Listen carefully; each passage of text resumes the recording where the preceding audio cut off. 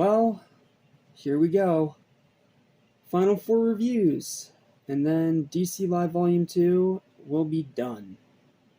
It's been quite a journey to say the very least, and while it's mostly been very positive, just like last time, there's been some missteps and some duds. So, hopefully we can finish out strong, right? No, not really, unfortunately. Because none of the movies we have to talk about today are really that good. And this one might be the biggest disappointment of them all. But this one's not bad. It's just one that is really hard to talk about because it is another one of those different reality stories where we have a different interpretation of Batman in a different time period, and his battles are more mythical and magical rather than the usual Batman fare that we're more accustomed to.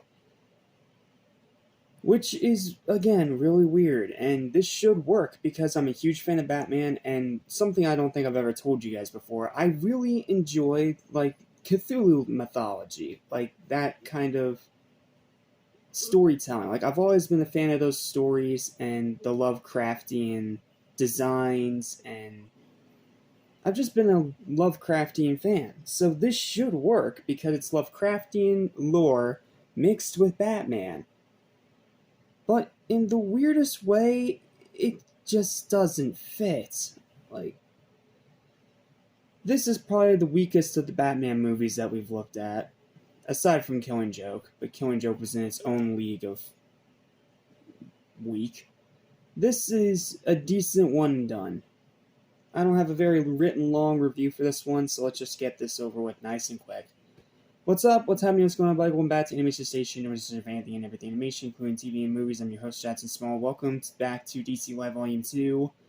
Let's talk about Batman, The Doom That Came to Gotham. A movie that came out last year that I did not watch. Until now. Here's my review. I hope you enjoy. I initially skipped this one when it came out last year because it looked just way too bizarre and uninteresting to me. But since I'm trying to review all these DC animated movies, I finally gave it a watch.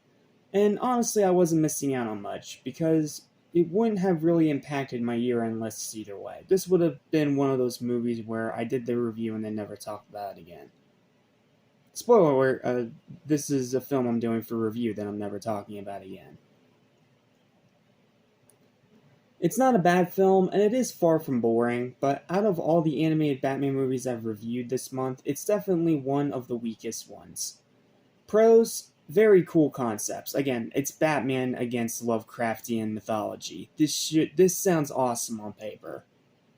Solid pacing, excellent voice acting, good characters, and some pretty entertaining action. Also, credit where it's due, the Batsuit. The Batsuit in this movie's pretty cool, and I do really love its rustic design. But the cons, the story is very confusing, the runtime is bloated, the rewatchability is low, the writing is bland, and most of it is just flat out bizarre and barely works coherently as a story narrative. I don't mind bizarreness. I've watched a fair amount of bizarre stuff, but most of the time that bizarreness still finds a way to actually make sense and fit into the story. It's just wild, crazy bizarreness for wild, crazy bizarreness' sake, with little to no actual impact on the story itself. Overall, this is not a bad movie. It's sadly just not good either. It has some great moments, but overall is nothing more than average at best, and by the end of the movie, it just turns into a monster movie. And I don't mean the really good ones that you love watching over and over and over again. I mean one of those monster movies where you watch it once and you don't want to watch it again. That's pretty much how I feel with this. It's a take it or leave it movie. And because of that, final verdict for it is going to be a 5 out of 10. It is an average film. It is not a bad film, but it's not a good film either. It has some good things in it, and it has some great moments, but it's just too bizarre and has some big problems with its storytelling. And because of that, I mean, I'm glad I saw it, but I don't really feel incentive to watch it again. And considering how huge of a Batman fan I am and how many of these Batman movies that I've praised in this month's marathon, that's a pretty damning verdict, unfortunately. But, they can't all be good. So, that's it. That's pretty much everything I have to say about this movie, because anything else I try to talk about is just straight spoilers. So, thank you so much for watching. Please don't forget to like, share, and subscribe. And I'll see you next time when we dive back into the Tomorrowverse with Green Lantern, Beware My Power.